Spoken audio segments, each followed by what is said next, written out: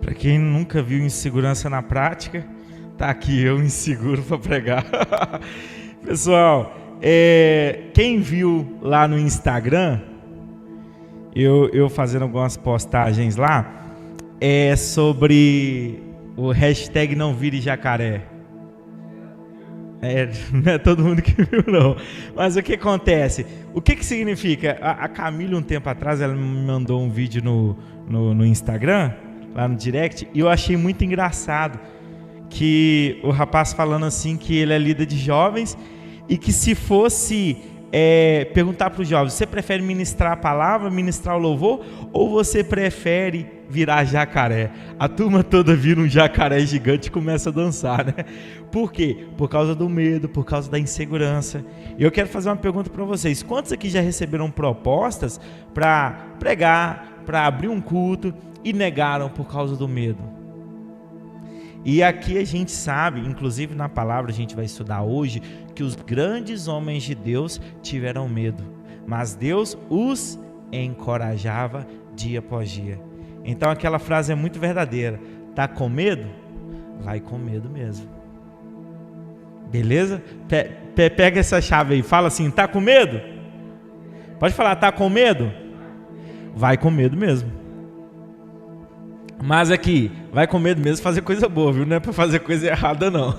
Senão eu vou saltar um banco, tô com medo, mas eu vou com medo. Não é isso não. É quando a gente se trata de fazer algo pra Deus, em nome de Deus. Bom, o tema hoje é insegurança, e eu quero falar para vocês, por favor, não virem jacaré, né? Vamos focar aí para que Deus use-nos grandiosamente. Abram a Bíblia em Provérbios capítulo 3.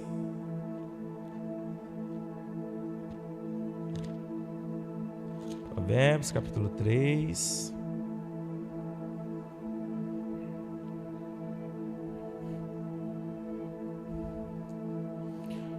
A partir do verso 5.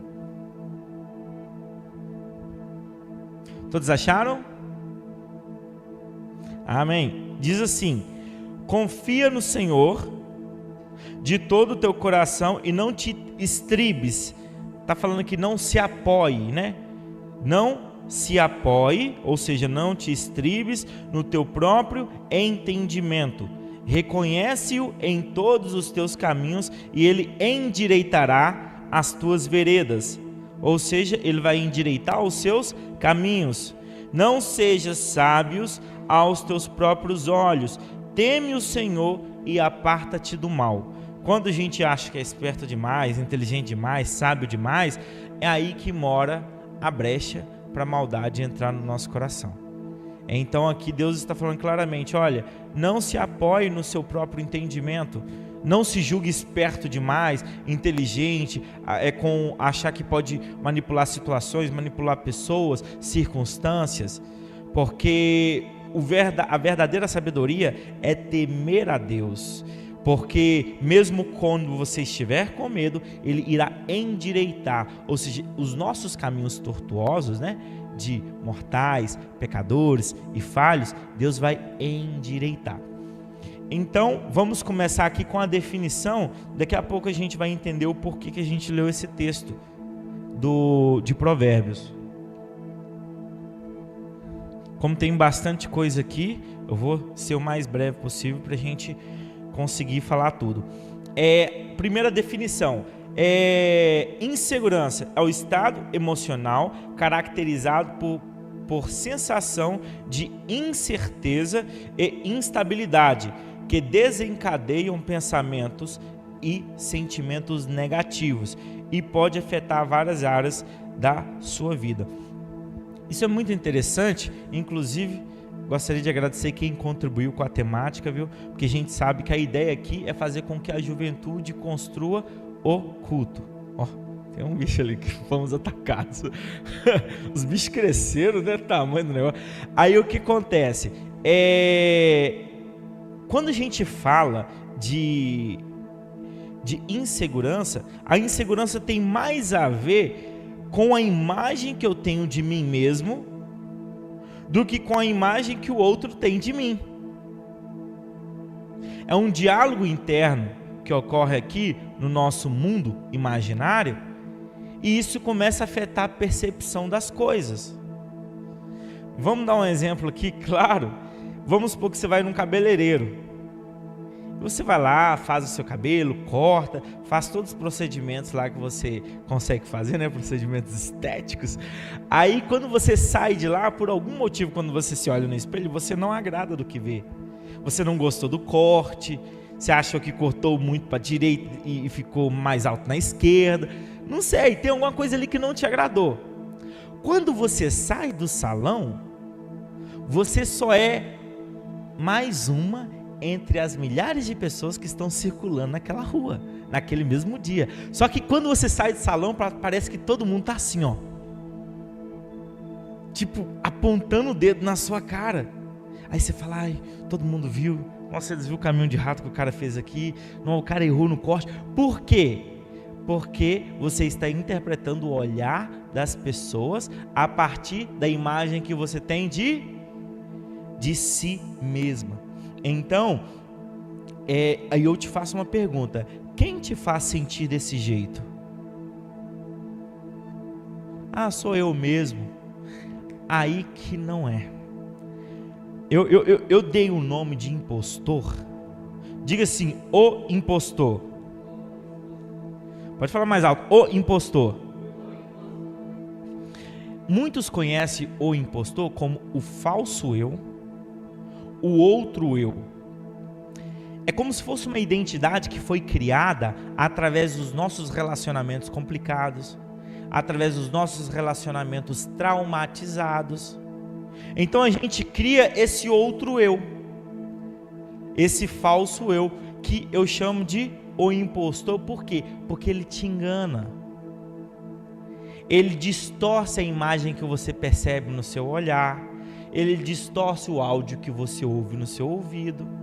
Então a missão do impostor é justamente essa, te enganar. E como que ele foi construído? Através dessas relações. Relação com o pai, relação com a mãe, relação com os irmãos, relacionamentos amorosos, com o namorado, com a namorada. E cada dia esse outro eu que habita o seu mundo interno, ele vai interferindo nas conexões. É como se tivesse, só para vocês entenderem, o seu olhar registra uma imagem. Aí ele tira uma foto aqui do ambiente. Clac, tirou foto. Pronto. Só que essa captura desse estímulo visual, ele vai conectar com o cérebro para que o cérebro interprete essa mensagem. Só que nesse caminho entre a captura da imagem e a interpretação do cérebro, o impostor está lá, conferindo os dados. E o que ele faz? Mateus, essa turma não está gostando dessa mensagem. Mateus, todo mundo está dormindo, cala a boca logo. Para de falar, manda a turma embora. Por quê? Porque o impostor está interferindo na captura da imagem e na interpretação da mensagem. Aí ele está aqui. Sabe quando a esposa fala para o marido, o que você achou dessa camisa? Aí o marido fala assim, eu prefiro a branca, porque ele acha que a branca vai combinar com o sapato. Só que a branca é mais larguinha. Aí o que o impostor fala na cabeça da mulher? Ele está falando que você é gorda. Então você percebe que a maioria das projeções de imagem que temos é o impostor que cria para nós. É esse falso eu, que é esse ser que habita meu mundo interior e vai comunicando, interferindo na captura. Sabe quando você manda o áudio para a pessoa? Você fala, hoje vai ser meu aniversário, você vai vir? Aí a pessoa às vezes tem um compromisso importante, não pode adiar. Aí você fala, olha, não vai dar para eu ir hoje. Aí o ouvido, né, o pavilhão auditivo captou aquele áudio e o impostor interferiu na mensagem, mudou a informação dos dados que foi interpretado pela mente. E o que aconteceu? Ele valoriza mais as outras coisas do que eu. E às vezes é algo importante. Às vezes pode ser um emprego ou a pessoa está passando mal e não consegue ir. Então você percebe que a maioria das vezes, quando nós nos sentimos inseguros, é porque o impostor está presente. Então o que o impostor faz? Ele que suspeita mal das pessoas. Sabe quando Vamos colocar aqui um casalzinho que está aqui, que é a Camille e o Israel, né? Tem um casalzinho bonito ali. O que acontece? Aí o Israel é um cara comunicativo e de repente ele começa a conversar com a Bárbara, começa a dar conselhos, tudo. Aí a Camille já chega na porta da igreja e vê de longe aquela conversa. Aí é só uma conversa, só que o impostor, ele pega essa imagem registrada na mente dela e começa a mudar as informações e distorcer aquela imagem vista. Aí a Camille começa a se sentir insegurança emocional. Você não me nota mais, Israel. Você só conversa com ciclana, você só conversa com Beltrana. Cadê? Porque aí o ciúme vem, porque o impostor está presente naquela relação. Então, quem te faz suspeitar mal do outro é o impostor. O que o impostor faz? Ele te paralisa. Sabe aquele perfeccionismo que... o Mateus pediu para eu abrir o culto, mas eu não vou saber falar as palavras corretas, eu não vou conseguir. E aquele perfeccionismo que você quer fazer perfeito te paralisa e você não consegue fazer. Por quê? Antes de você fazer, o impostor já colocou na sua mente a imagem de você fazendo, todo mundo rindo, a imagem de você fazendo, dando tudo errado, a imagem de você executando, alguém te olhando torto. E o impostor está distorcendo as imagens na sua cabeça. Então todas essas projeções que você tem do outro está mais relacionado à sua alma ferida, a esses complexos que você tem devido a relacionamentos mal resolvidos que você projeta no outro. E a insegurança muitas das vezes vem disso, desse falso eu. Por que falso eu? Porque parece que a gente mesmo que está interpretando a situação. Parece que é nós, só que não, foi uma identidade criada com base nessas relações comprometidas, relações traumatizadas, relações com uma série de implicações, e vai se tornando cada vez complexo, e tem um ser no seu mundo interno que é muito rígido com você. Quando você erra, você bate na cabeça, sou idiota, você não é preciso ter feito isso, porque eu tenho ódio de mim. É assim mesmo, porque tem esse diálogo interno entre o seu falso eu, o impostor que quer te enganar, e entre você. Agora, Deus sabe a sua identidade, Deus sabe quem você é, mas o impostor tenta te manipular. O impostor tenta te enganar, esse falso eu que foi construído nessas relações mal resolvidas. Então, vamos lá. Então, a missão do falso eu é distorcer vou falar percepções, porque todos os estímulos relacionados aos nossos sentidos, ouvido, tato, paladar, olfato, visão, o impostor pode interferir, né? Desde um cheiro, por exemplo, o Rafael casa, aí ele chega com um cheiro um pouco diferente, porque ele abraçou um amigo, só que a esposa dele capta esse cheiro. Que perfume é esse? Porque o impostor está falando lá, cuidado, que ele está abraçando as mulheres lá do serviço dele. O impostor está agindo na mente. Então você percebe que todas essas percepções mas que temos a respeito do outro, lembrando, está relacionada à projeção do meu falso eu na pessoa, do meu eu não resolvido. E isso acaba gerando insegurança e complicações nas relações presentes. Então vamos lá, eu vou falar alguns lugares que a insegurança pode manifestar para a gente dialogar melhor. Quem tiver dúvida, não hesite, pode levantar a mão, perguntar que eu paro, escuto, repito a sua pergunta para quem está nos assistindo também entender e não perder a situação aqui, beleza? Vamos lá, insegurança social. Sabe aquelas pessoas que têm desconforto em criar novas interações? Aquelas pessoas que são tímidas, e aí ela tem dificuldade até para arrumar uma namorada, um namorado. A Janice levantou a mão, sou eu. Pessoas que têm dificuldades de falar, de liderar, porque tem que falar, tem que se expor. Então, pessoas que têm dificuldades de interações sociais. Então, a interação social é uma das áreas que pode manifestar a insegurança. Aí essa pessoa tem dificuldade de se expressar. O que a gente pode falar sobre isso? É como se fosse uma covardia de ser. A pessoa tem medo de ser. Por quê? Ela tem medo das escolhas, porque ela não sabe o futuro. Como ela não sabe o futuro, e ela tem medo de escolher, e essa escolha gera consequências. Mas, eu não sei se tem essas pessoas aqui na igreja, mas se tiver, qual que é a minha dica? Se lance, se exponha para a vida, para você aprender com a pedagogia do tropeço. Se permita errar. Se permita falhar, você tem permissão para isso. Porque na pedagogia do erro, do tropeço, você aprende com erros e acertos. Eu não estou falando de erros e acertos, então eu vou ali e dou um tiro em alguém, aí se eu ficar triste, eu paro de matar, assassinar a gente. Não, não é isso. Mas quando eu falo, é se permitir errar.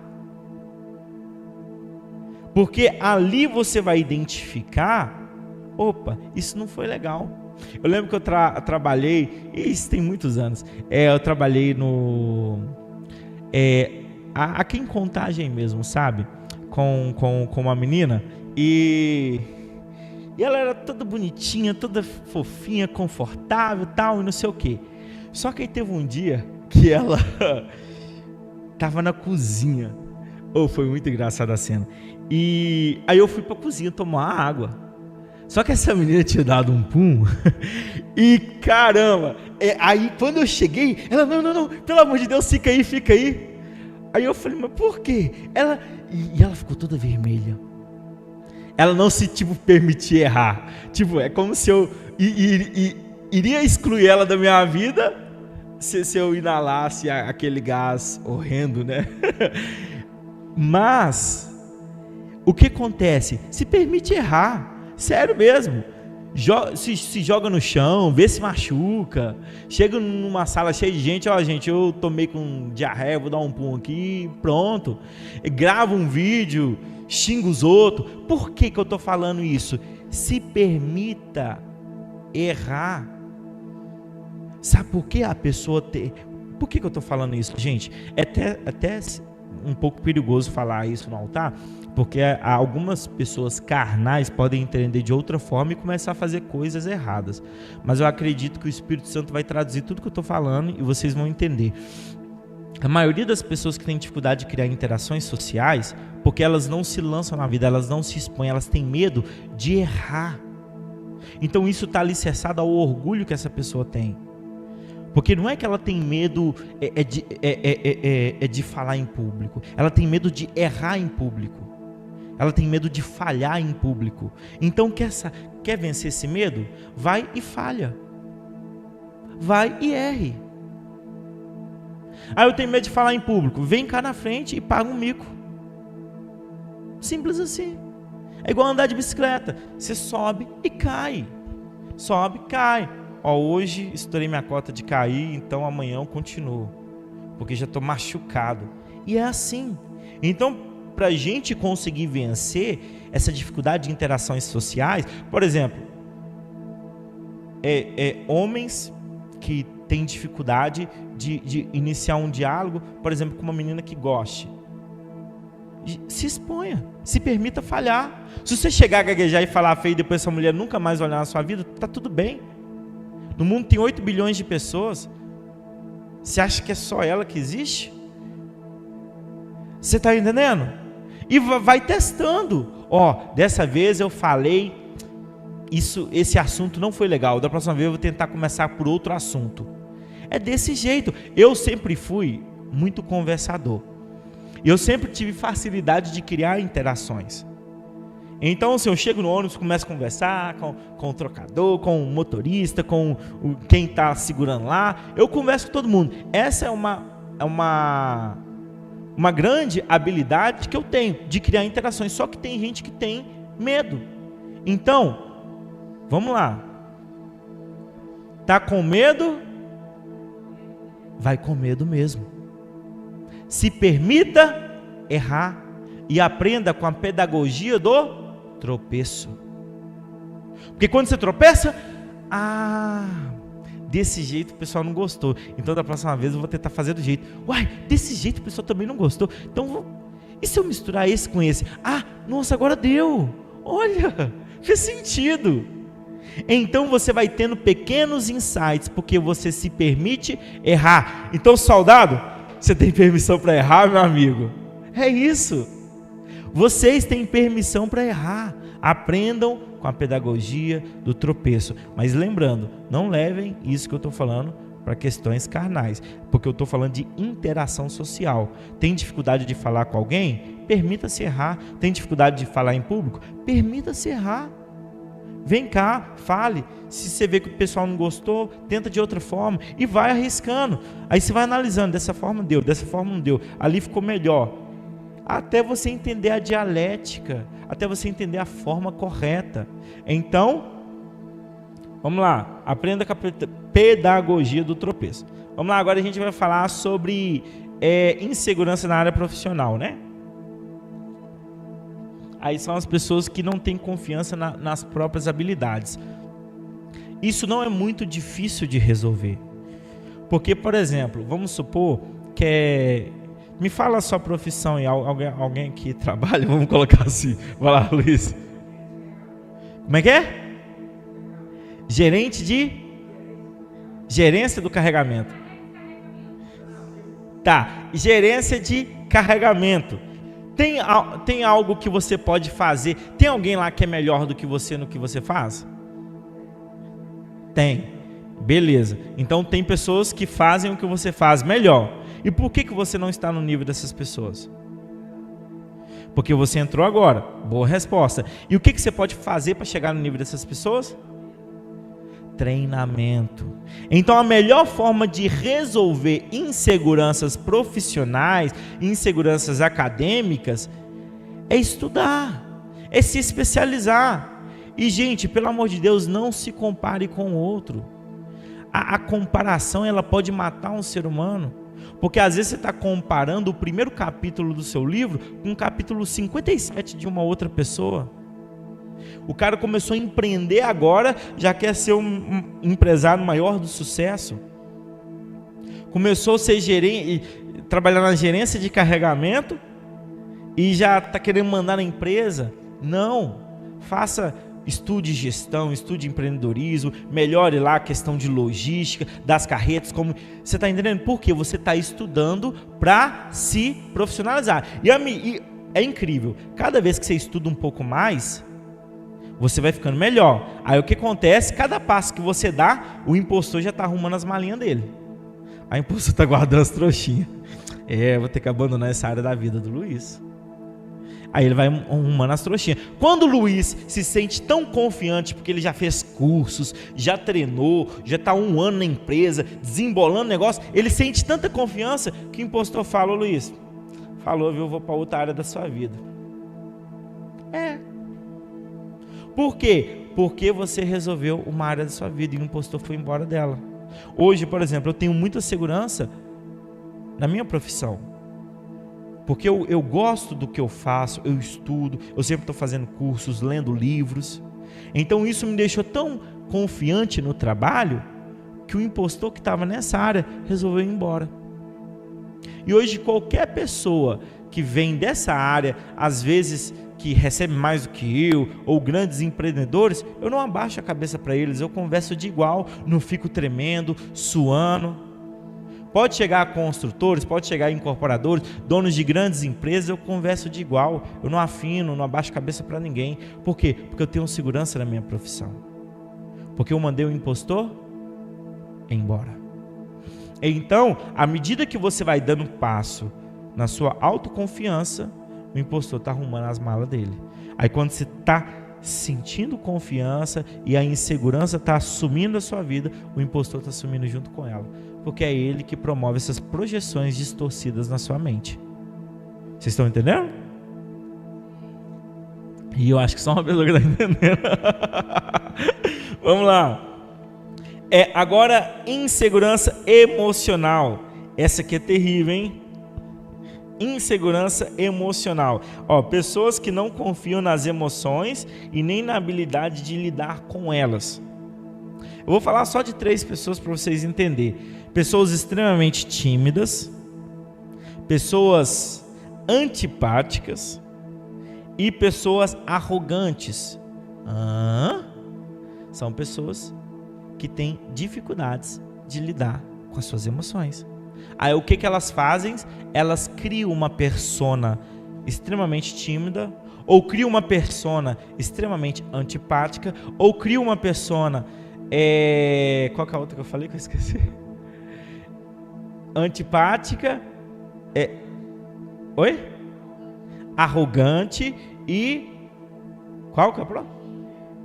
Tímida, isso mesmo. Então, o que a pessoa faz? Ela se esconde por trás desses padrões de comportamentos, porque essa é a zona de conforto. Então, sabe quando a pessoa fala, eu nem vou lá, porque eu sou extremamente arrogante e se eu for lá, o pau vai quebrar. Mas na verdade a pessoa está se escondendo por trás dessa faceta, porque ela tem a incapacidade emocional de lidar com aquela situação. Então ela se esconde por trás de uma persona que ela criou, um padrão de comportamento que se torna a zona de conforto dela. E pessoas extremamente tímidas também são assim, porque toda justificativa, eu que sou tímido, mas eu sou tímido, você está entendendo? Porque as pessoas, elas começam a se esconder.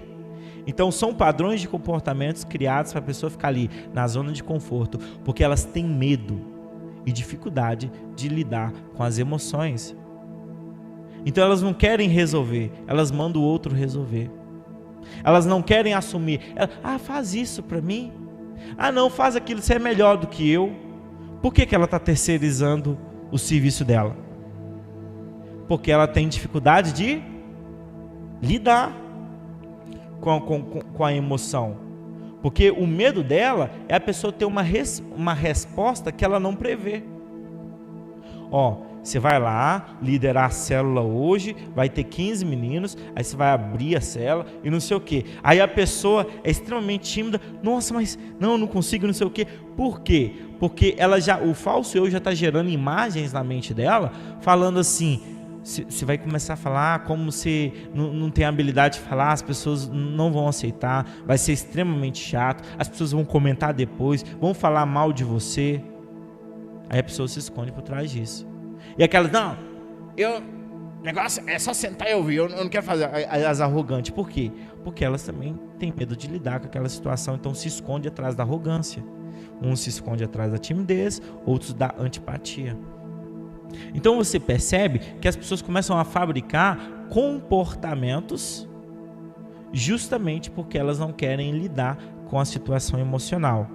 Aí isso é uma insegurança emocional. Vamos lá agora, próxima, insegurança corporal. Essa aqui é top, hein?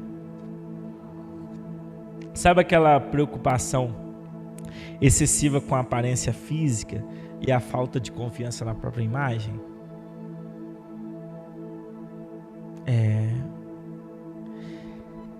As pessoas começam a ter isso porque o falso eu começa a colocar assim, olha, as pessoas estão te olhando, você não está legal não,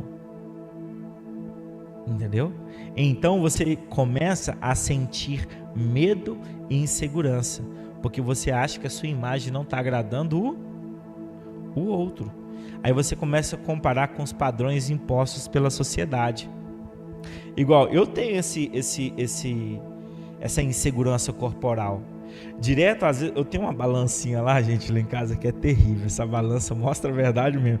Eu subo nela, aí quando olho o número, eu fico terrível. Aí depois no outro dia eu tô lá, igual coelho, igual aqueles hamster, né? Correndo naquela roda, tentando emagrecer. Porque você vê as pessoas magrinhas e tal, andando aqueles padrões impostos, né, pela sociedade, e você começa a se sentir inseguro, como as pessoas estão te olhando.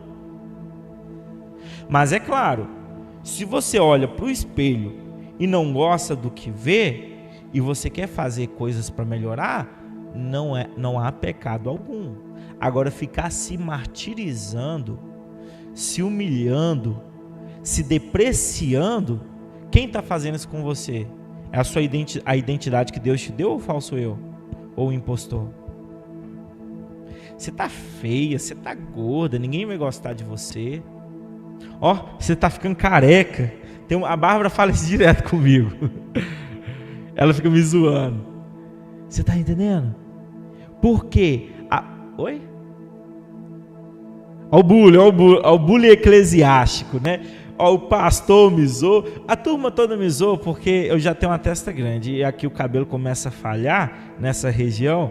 Aí eu já fico orando, oh Deus, por favor, Pai, se meu cabelo cair, pelo menos me dá dinheiro para eu fazer uma cirurgia, porque aí eu já faço implante aqui e resolve o problema. Por quê? Complexo com a minha autoimagem.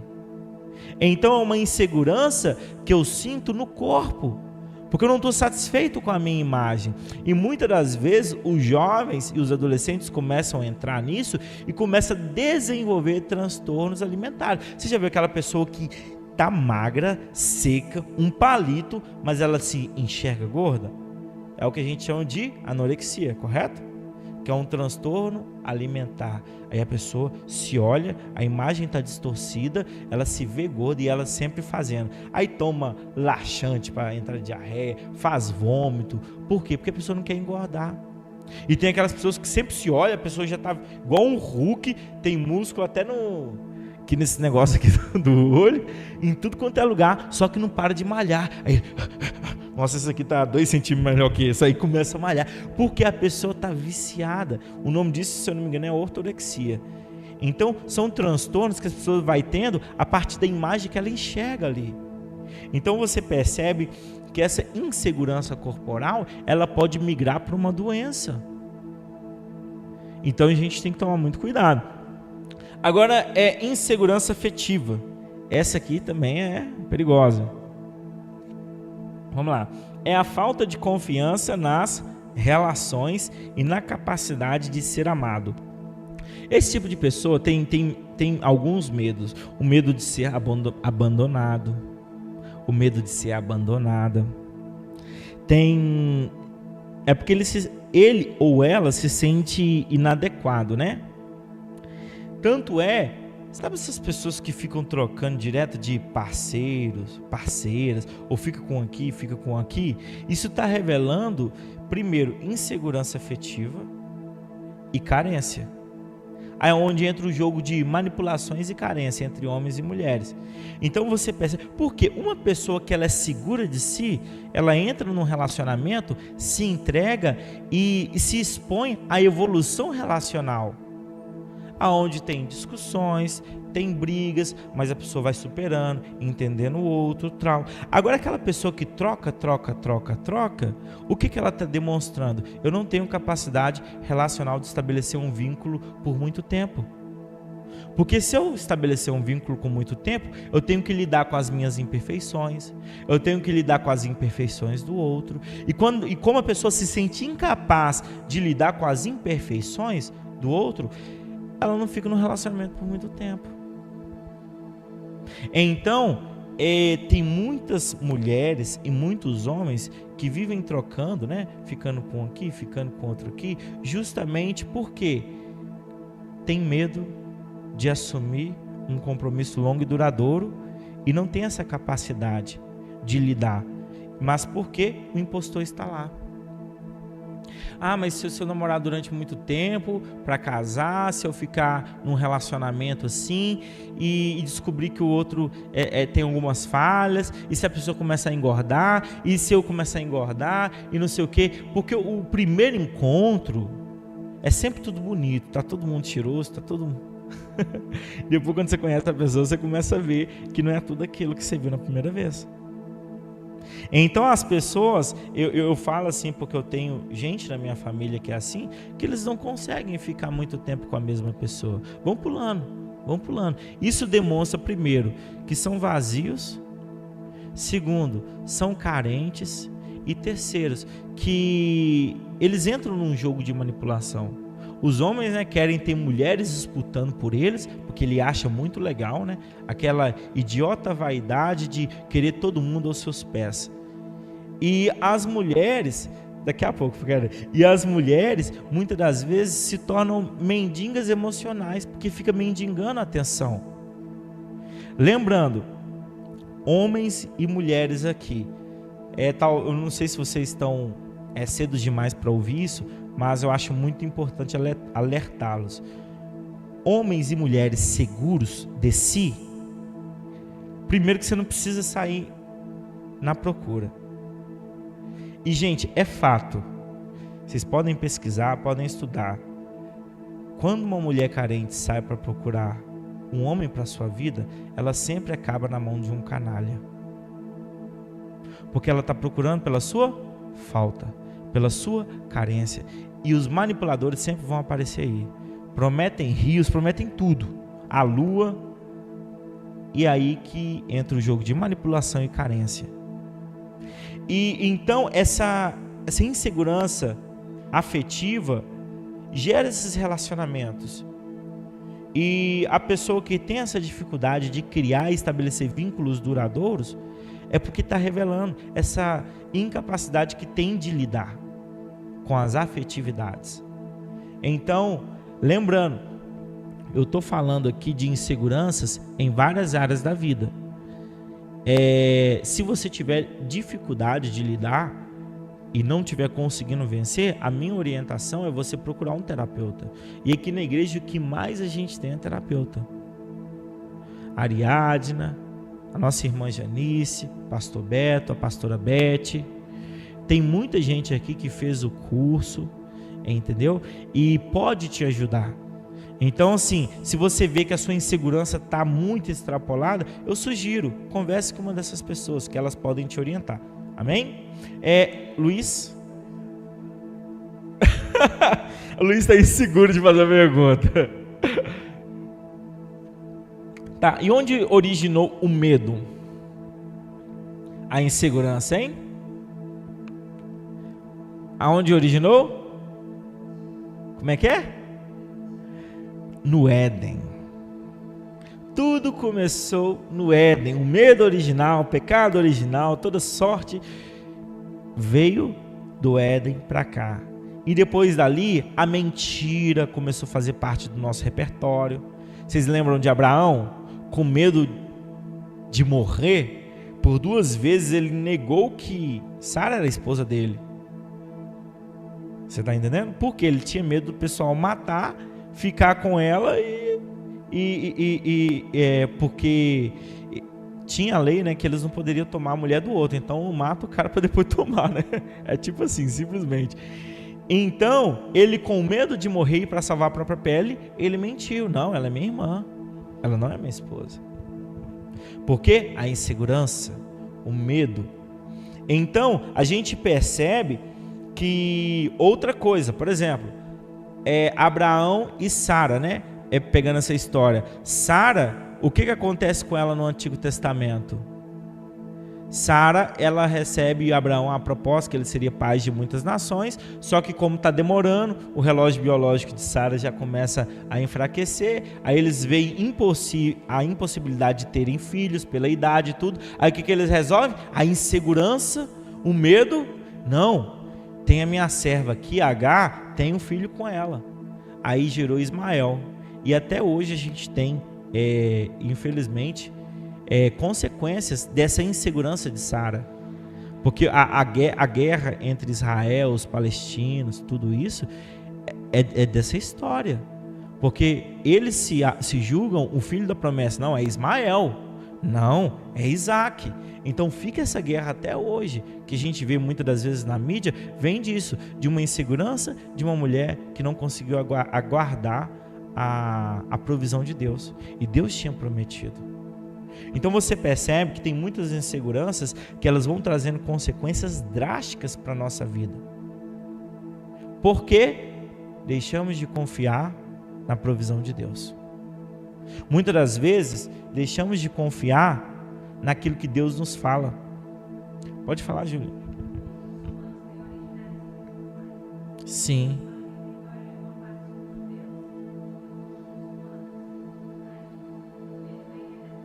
Sim, sim. Você vê que a maioria... É claro, sim, a gente não pode falar que todos, né? Que todos são... Vamos colocar farinha do mesmo saco, vamos colocar assim. Porque tem muita gente lá que nasce até tranquilo. Mas tem os radicais, né? Igual a gente vê alguns grupos radicais extremistas que começam a atacar, falando, não, essa terra é nossa, foi prometida ao nosso descendente, vem tudo daí. Entendeu? Então você percebe que é uma rincha que começou lá, ó, com Abraão e Sara, através da insegurança de um casal, não conseguiu aguardar a provisão de Deus, tomaram as próprias iniciativas e isso gerou uma consequência que foi de descendência a descendência. Então a gente percebe que isso afeta a gente até hoje. E o seu medo, a sua insegurança, dependendo das atitudes que você tomar, pode gerar consequências drásticas ao seu futuro. Então a gente tem que tomar muito cuidado. Então ali no Éden, Adão e Eva pecou, errou, falhou. E o que aconteceu depois que eles comeram do fruto, né? Que arquetipicamente significa que eles pecaram. Eles tiveram vergonha. Eles se esconderam. Aí a insegurança começou a manifestar no coração. Aí um começou a acusar o outro. Foi Eva, não, foi a serpente, foi isso, foi aquilo. Porque a insegurança estava agindo no coração deles.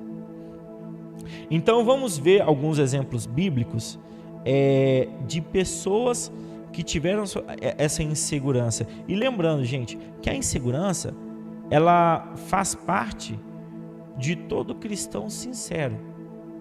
Porque tem muita gente que fala que não tem insegurança, mas é inseguro em várias áreas da vida, e isso é uma persona que a pessoa está escondendo atrás. Mas tem muitas áreas da nossa vida que somos inseguros porque nos sentimos inadequados. E vamos ver aqui, ó, Lucas 7, do 1 ao 10. Quem puder abrir aí.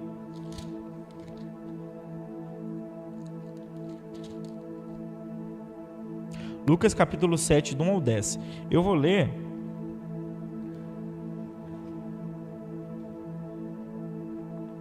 Diz assim: tendo Jesus concluído todas as suas palavras dirigidas ao povo, entrou em Cafarnaum, e o servo de um centurião, a quem este muito estimava, estava doente, quase à morte. Tendo ouvido falar a respeito de Jesus, enviou-lhe alguns anciãos dos judeus, pedindo-lhe que viesse curar o seu servo.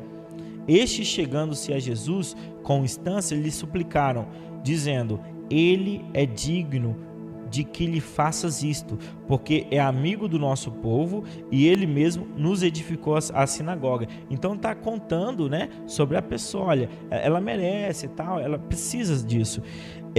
Então Jesus foi com eles, e já perto da casa o centurião enviou-lhe amigos para lhe dizer: Senhor, não te incomodes, porque não sou digno de que entres em minha casa. Por isso eu mesmo não me julguei digno de ir ter contigo, porém manda uma palavra e o meu rapaz será curado, porque também sou homem sujeito à autoridade e tenho soldados, as minhas ordens, e digo a este vai, ele vai, e a outro vem, e ele vem, e ao meu servo faz isto, e ele faz. Ouvidas essas palavras, admirou-se Jesus dele, voltando-se para o povo que o acompanhava, disse: afirmo-vos que nem mesmo em Israel achei fé como esta. E voltando-se para casa, os que foram enviados encontraram o servo curado. Olha que interessante, o centurião, ele fez uma avaliação de quem Jesus era. Então ele chamou Jesus para curar o seu servo, porque o seu servo era digno de cura, né? Ele elogiou ali no texto. Só que o centurião, quando Jesus está aproximando, manda um outro servo dele para falar com Jesus: eu não sou digno de que entres na minha casa. Então você vê que ele faz uma avaliação do ser de Jesus e faz uma avaliação do ser dele. Então ele faz uma avaliação e uma autoavaliação. E ele define: não sou digno de que entres na minha casa. Então Jesus louvou essa atitude e viu fé. Então, nesse ponto de vista, essa insegurança, ela é boa. Essa insegurança, ela é boa. Por que ela é boa, Mateus? Porque é uma insegurança que está baseada naquele primeiro texto que a gente leu quando começou. Não te apoies no teu próprio entendimento, tema ao Senhor. Então você percebe que uma pessoa que tem autoconsciência de si mesmo, e quando vai em oração, né, igual aquele publicano, e não igual aquele fariseu, fala: Senhor, sê propício a mim, pobre pecador. E nem ousava olhar para o céu. E a Bíblia fala que este saiu justificado da oração. Enquanto o outro que confiava, né, nos seus ritos, no seu próprio entendimento: obrigado que eu não sou como esses pecadores, essas pessoas que não jejuam, eu cumpro, eu vou no culto, eu faço isso, faço aquilo. Aí o que acontece? Esse não saiu justificado. Vamos um outro exemplo, Jeremias capítulo 1.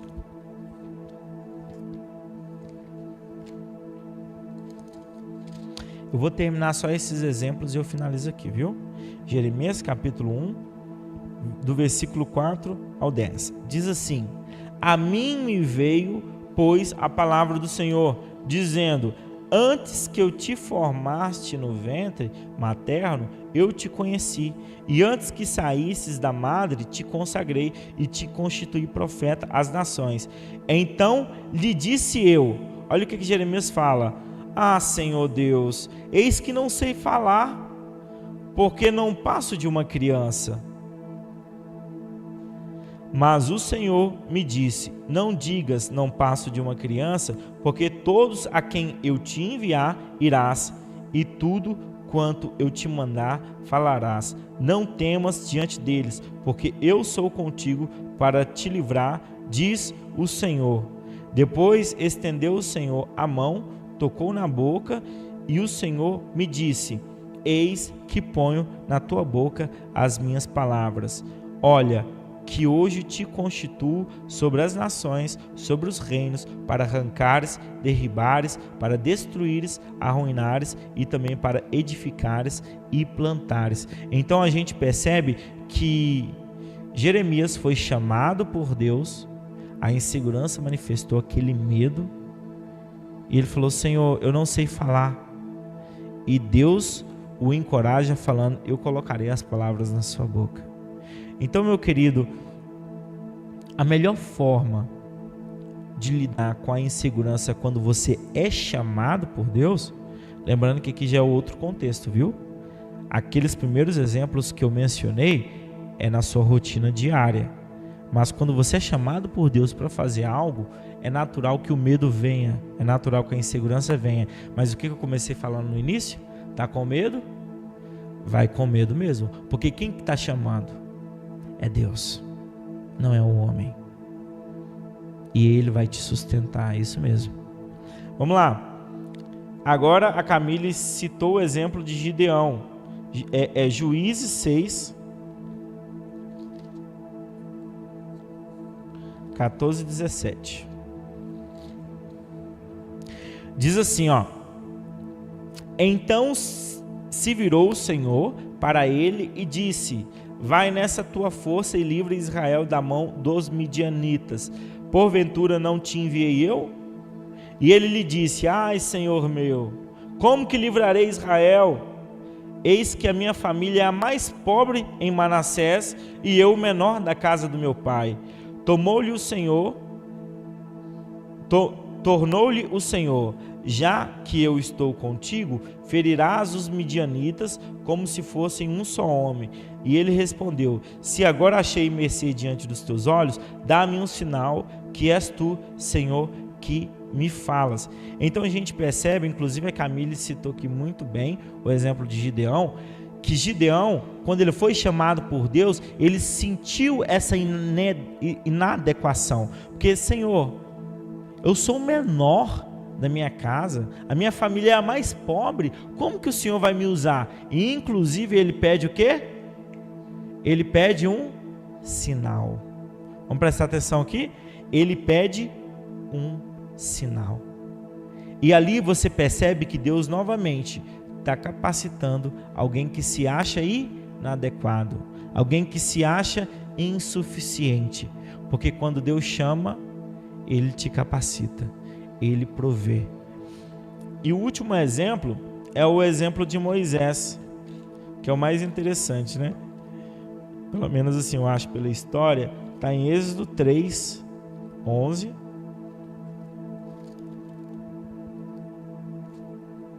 Êxodo capítulo 3, 11. Olha só, a gente vai ver algumas falas de Moisés para vocês entenderem a insegurança, o medo, quando ele é chamado para ser o líder de Israel, né?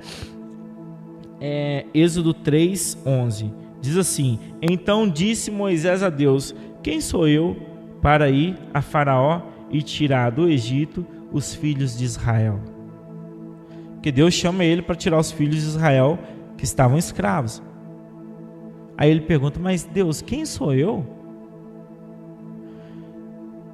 Ele era um dos filhos que foi criado pela filha de Faraó, saiu de lá porque matou um egípcio, ficou 40 anos no deserto, e Deus o chama através de uma sarça para libertar. Aí ele fala: quem sou eu? Fiquei 40 anos nesse deserto, como que eu vou falar com o Faraó, rei de uma das maiores potências mundiais na época, que era o Egito, para libertar o povo? Então ele se sentiu inadequado, se sentiu insuficiente, e o temor manifestou no seu coração. Mas Deus estava convidando a Moisés a não confiar no seu próprio conhecimento, a não apoiar no seu entendimento. Ele está falando: Moisés, eu não quero saber se você tem preparo ou não, porque quem vai te capacitar sou eu. Quem vai colocar as palavras na sua boca sou eu. E olha o que ele fala no capítulo 4, no versículo 1 e do 10 ao 13. Diz assim: respondeu Moisés: mas eis que não crerão, nem acudirão à minha voz, pois dirão: o Senhor não te apareceu. Ou seja, Moisés começa a colocar dúvida. Isso a gente aprende muito no curso Conhecendo Deus e Fazendo Sua Vontade, que é a crise na fé. E no versículo 10 diz assim: então disse Moisés ao Senhor: ah, Senhor, eu nunca fui eloquente, nem outrora, nem depois que falaste a teu servo, pois sou pesado de boca, sou pesado de língua. Respondeu-lhe o Senhor: quem fez a boca do homem? Ou quem faz o mudo? Ou quem faz o surdo? Ou o que vê?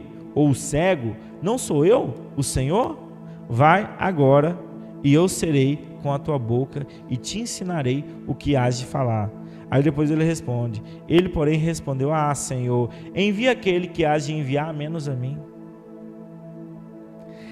Gente, o engraçado é que em Hebreus 11 você vê os heróis da fé, são pessoas como eu e você, falhos, pecadores, meros mortais, de carne, osso, sentem medos, inseguranças. Só que toda vez quando Deus chamou eles para fazer alguma obra, Deus falou: não temas, pois eu serei contigo. Então, quer saber alguém que pode tirar de vez o impostor da sua vida? É o próprio Deus. Ele é especialista em remover esse falso eu, porque ele conhece a sua identidade. Ele vai falar: Bárbara Prates. Ele não vai conversar com o falso eu da Bárbara Prates. Ele não vai conversar com a impostora da Bárbara Prates. Ele vai conversar com Bárbara Prates. Eu sei a sua identidade, você é minha e eu te chamei pelo seu nome. Júlia, eu te chamei pelo seu nome. Então você percebe que Deus sabe a nossa identidade. Não tem como criar personagens diante dele. Estamos nus, despidos diante da face amorosa de Deus. Não tem como eu ser como aquele fariseu e falar, não, eu vou na igreja, eu faço isso, eu cumpro meus votos. Não, Deus sabe que isso é balela. Deus sabe o pecador que eu sou, o pecador que vocês são. Mas, mesmo assim, Ele escolheu te chamar. Mesmo assim, Ele escolheu te amar.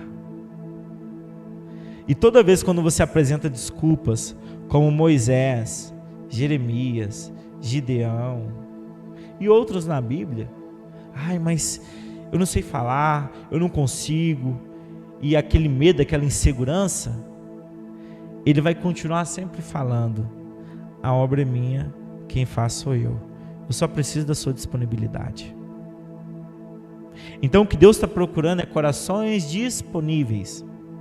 E sinceramente, pessoas que relacionam com Deus, que oram, que leiam a Bíblia e conversam com Deus diariamente vai reafirmar a identidade dessas pessoas.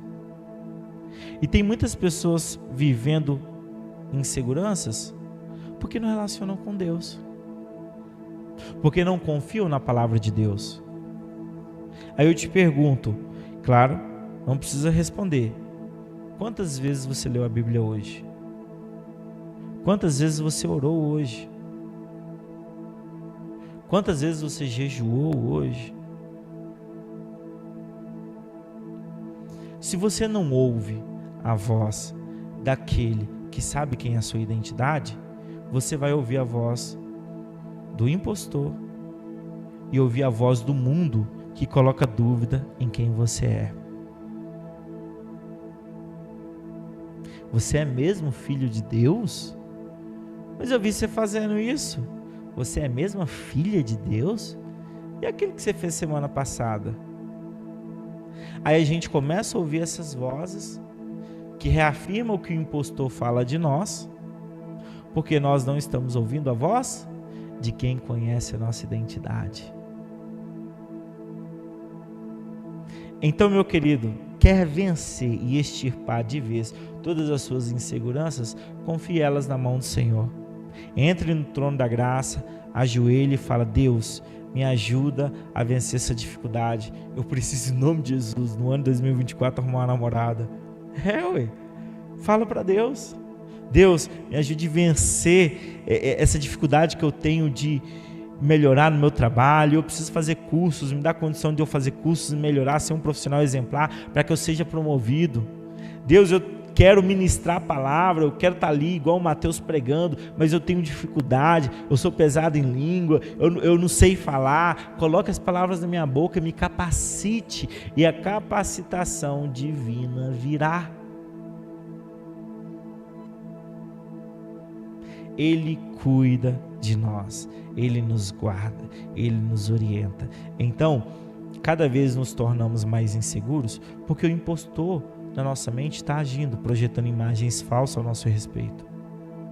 Mas tem as pessoas de fora que semeiam dúvida na nossa identidade e falam: não, vem comigo, você é dos nossos. E Deus está falando: não vai para lá, eu sei quem você é, eu sei da sua identidade. Você é minha, você é meu. Aí tem muitas pessoas que infelizmente vão aprender depois que tomou bastante couro. E agradeça toda vez que Deus te corrigir, porque o Pai só corrige aquele quem ama. Amém? Então feche os olhos. Querido Deus, eterno Pai, muito obrigado pela Tua palavra. Que o Senhor continue falando em nossos corações. Sabemos, Deus, que as nossas relações complicadas e traumáticas criaram um falso eu, um impostor que habita o nosso mundo interno, e todas as vezes ele interfere no nosso globo ocular, distorcendo o que vemos. Ele interfere nos nossos ouvidos, Pai, distorcendo o que ouvimos, e muitas das vezes acreditamos na voz do falso eu. Mas Deus, te pedimos, venha, Pai, reafirmar nossa identidade, pois sabemos que a única voz que podemos ouvir para nos levantar como servos de Deus e cumprir a Tua missão aqui na terra é a Sua. Pai, nos ajude, nos dê força a nos afastar do mundo mal, que quer nos perverter, nos corromper moralmente para ficarmos reféns, escravos. E nos ajude, Pai, a vencer. Muitas das vezes temos dificuldades, somos inseguros, temos medo, mas acreditamos que o dunamis de Deus, o poder explosivo do Espírito Santo que habita em nossos corações, possa nos ajudar a quebrar todos os ídolos, a quebrar tudo aquilo que eu venho cultuando dentro de mim ou fora de mim, porque nós queremos prestar devoção e adoração ao único Deus, Criador dos céus e da terra, que veio na pessoa do Filho e deixou o Espírito Santo para morar em nosso coração.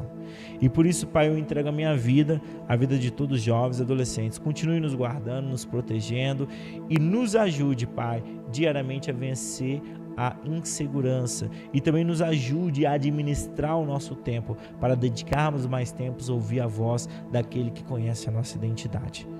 Hoje e sempre. Amém. Glória a Deus.